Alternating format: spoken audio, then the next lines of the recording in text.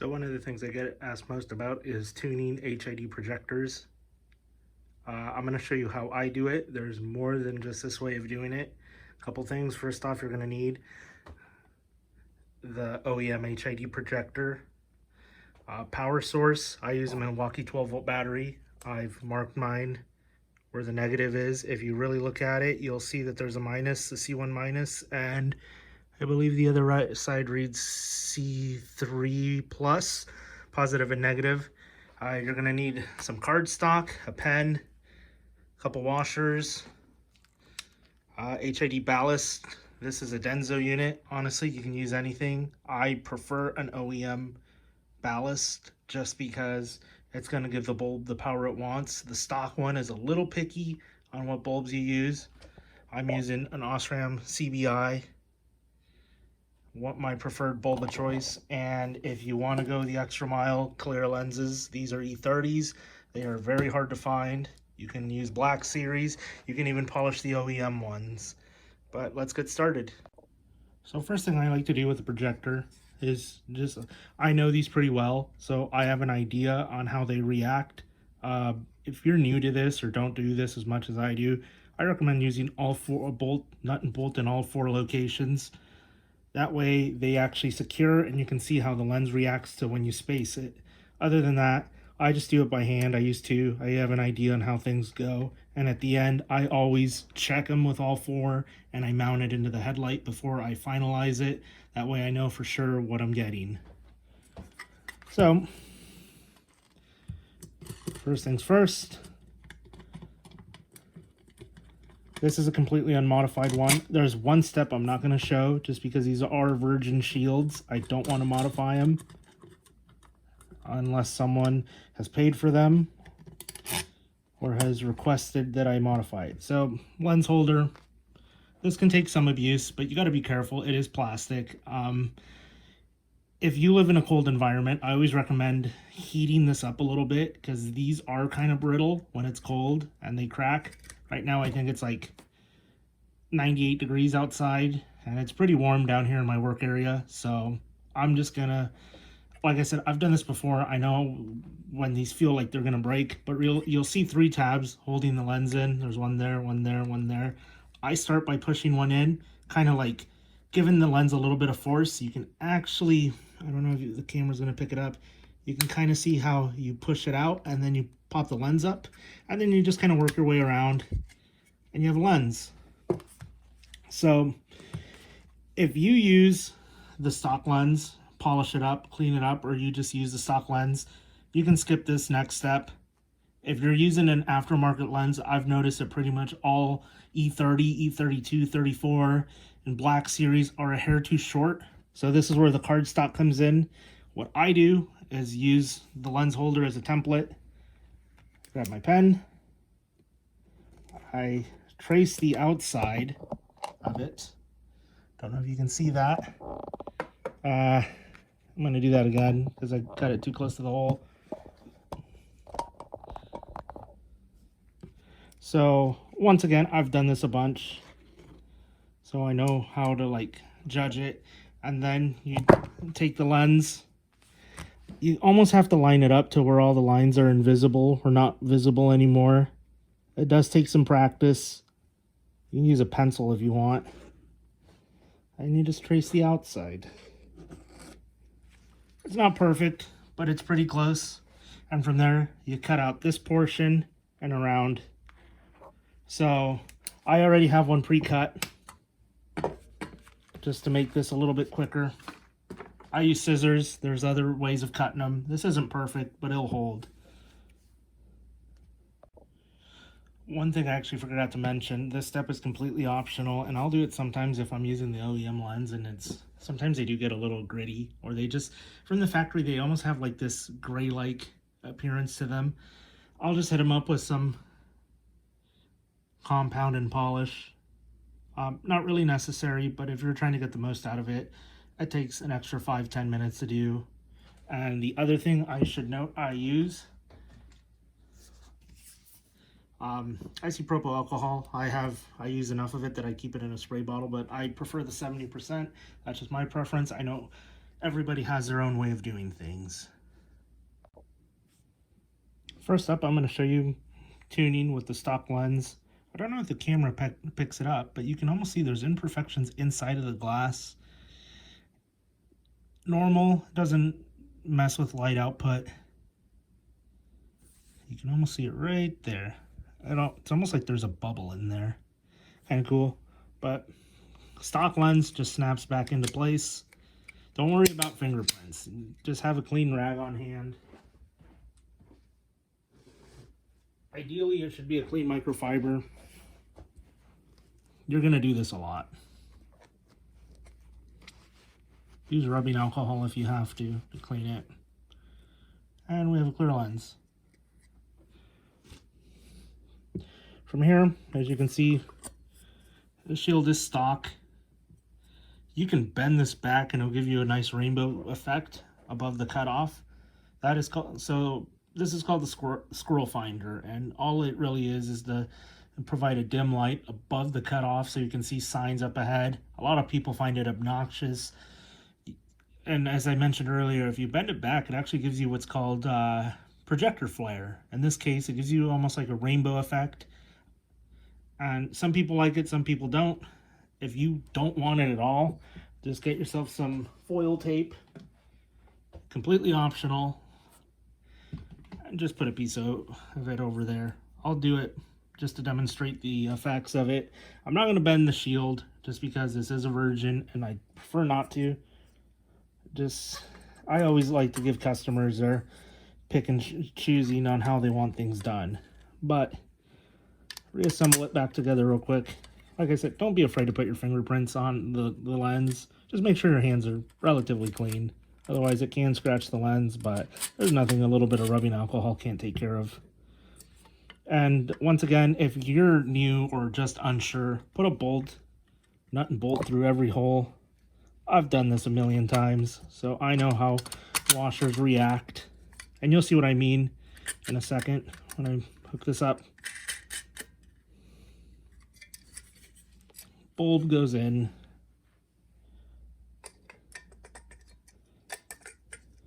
And this is the part that kind of scares people about setting it up. Always make sure that the igniter is on the bulb before you provide any power, otherwise it will arc. There's my ballast. I'll try to get in the shot real quick.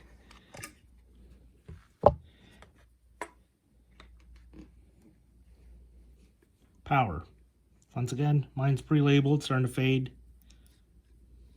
I just use spade connectors and jam it in there. This is just a Milwaukee 12-volt battery. You can get these pretty cheap, especially the smaller ones. I just use a 3 amp because it's kind of an oddball size that I had laying around. And I just use it. So you hear it arc, it makes that weird or funny whiny sound. Perfectly normal. And don't mind the basement.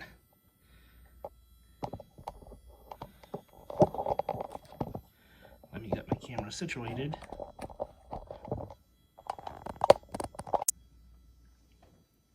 All right, gonna turn the light off.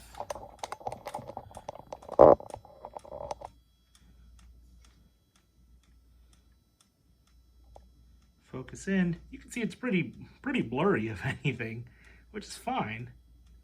I mean, it's actually from the factory. This is a very good HID. A little bit of color, not much. That's the bulb that gives it a little bit of color. But the whole idea behind lens spacing with the OEM lens is really just going to be color. And this is a squirrel finder I was talking about. See? If you bend the shield, that lower portion disappears and it's just that sliver of light above. Depending, you can play with it as much as you want. And it is possible to almost get it to be like just a sliver of color, and it's more apparent on a clear lens. I'll demonstrate that later, but for now, let's go back to tuning this. All right, with my power disconnected, set the battery to the side, disconnect that. This will be hot, just be mindful. You can set the ballast to the side for now. Now, this can be time consuming. Every projector is different. Every projector reacts different. on some of the clear lens swaps I've done, some of them require 0 washers. On my personal car currently, I think it uses one side has 1 and the other side has 3. I like to start with 1 at each side. And with the washer, what you're doing is you're changing the focus point. Another thing too, if you can, try to make sure all your washers are as thin as possible and all the same size. I just grabbed an assortment. Like I said, I've done this a million times. I have an idea on how it's going to react. So you want to put the washer in between the lens holder and the shield. So suddenly there's a space created.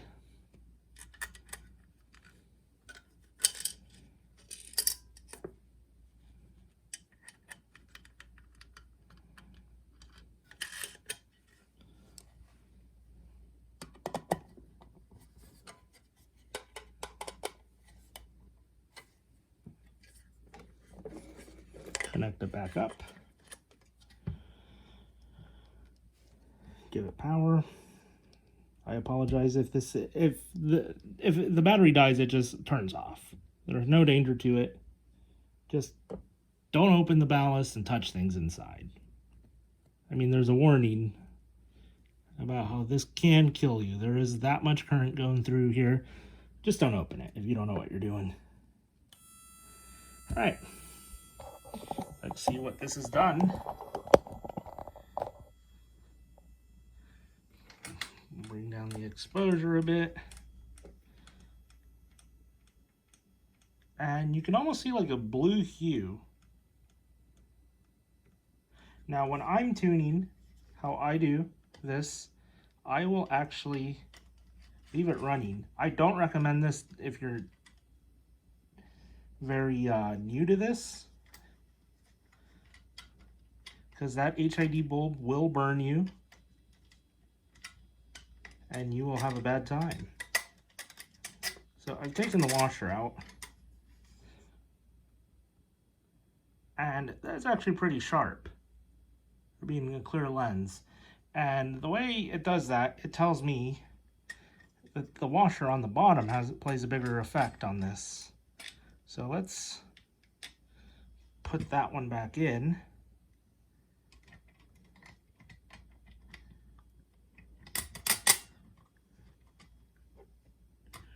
I'm just putting the washer back in and the bolt.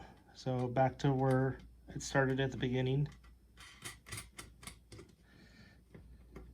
It also helps. So one thing I forgot to mention is it does help to have a little bit of space. I'm probably anywhere from 15 to 20 feet from the wall. Ideally, you want to be at 25 at least, or 25 is pretty much the magic number for the beam to get its full pattern. Because if you do this up close, I'll demonstrate it in a second on how it really affects things.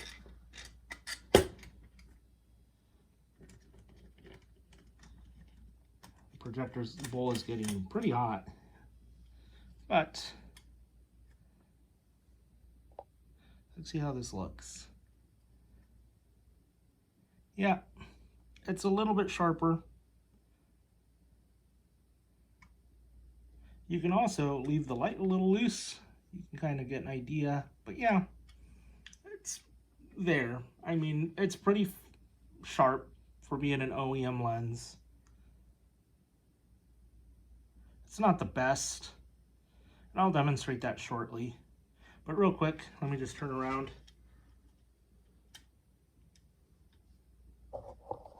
Turn this around, and this is what I was talking about. If you're super close, you're not going to get a good effect. And if you're further out, you might see it a little bit better. You can see there in my washing machine, that's closer to 25 feet from where I'm at. But yeah, now let's put in a clear lens and see what happens. All right, clear lens swap. Full disclosure, I grabbed a completely different lens holder. They're all the same.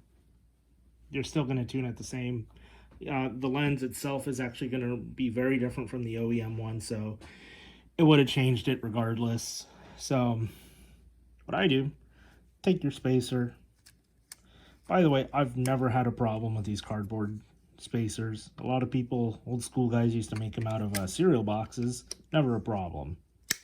Now you can use one of those Cricut cutters to make them. I've been meaning to have someone cut one for me, but haven't had the time. So, clear lens, put the spacer in. You don't want it to move. This one has a little bit of play, and you'll notice it while driving because it will get shaky. Generally, you want about 2 spacers. I think it comes out to maybe 0.5 millimeter in thickness. If you really wanted to, you can also use RTV on the inside all the way around. Just make sure it's not visible. I find that to be messy. I'm not a fan, but that is another option. And for this demonstration, even though you can hear it, well, not really, I can feel it that it is a little loose. For this demonstration, it's not going to matter.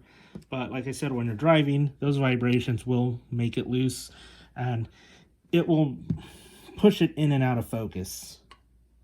So we just go back, putting it together on our projector. This is no spacers.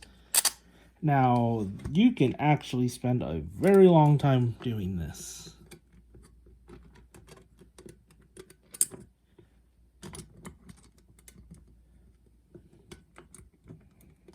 Between spacing it.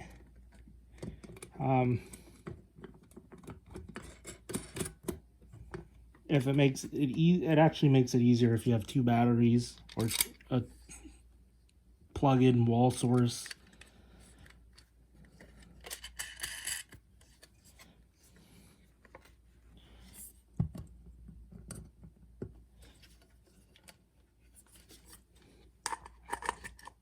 Plug it in.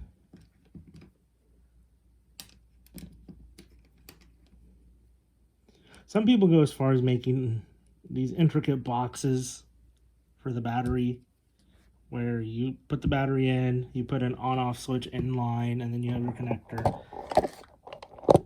I don't do this enough to really warrant that, but just a side note. Here we go, E30 clear lens. Right off the bat, you'll notice that the cutoff is insanely sharp.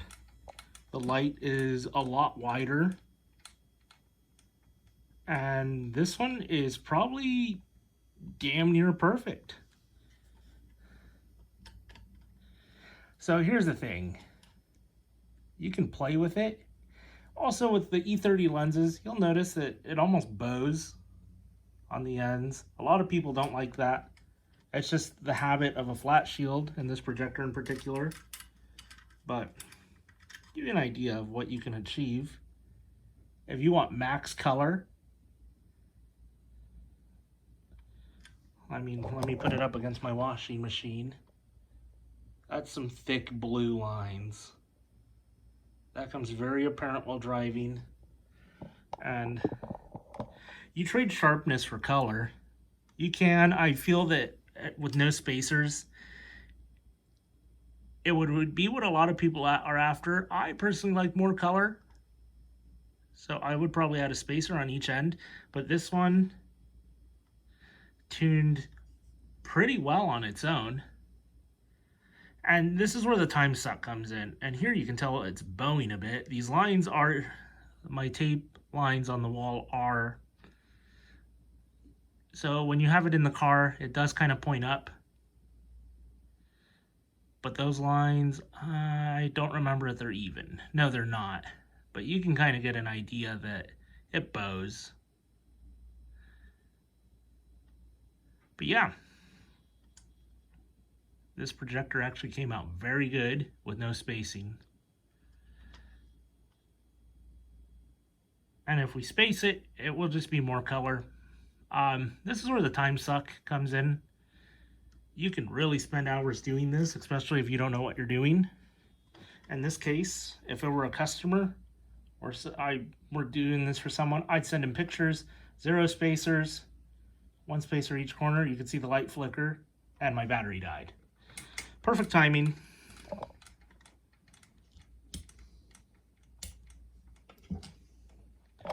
But now, one of the things I'm going to say real quick is your results are going to vary unless you can find this exact setup. The E30 lenses are very hard to find. When you do, people want an arm and a leg for them. I think I got these for 60 bucks. Last time someone offered me 80 and I declined. I don't know why I'm holding on to these. I don't need them. I have them for some, just in case, but yeah. That is the NC RX-8 HID tune. If you have any questions, let me know. This is the first of many videos.